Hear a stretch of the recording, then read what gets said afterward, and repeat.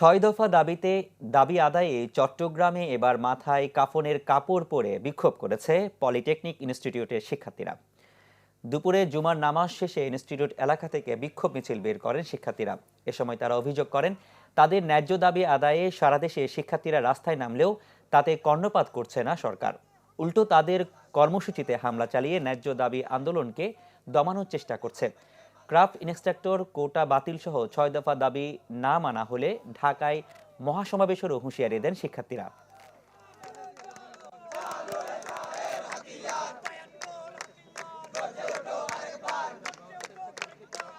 বৈঠকে গিয়ে দেখি ওখানে প্রধান উপদেষ্টাও নাই, শিক্ষা উপদেষ্টা নাই। তার মানে কি, এটা টোটালি একটা প্রতারণা।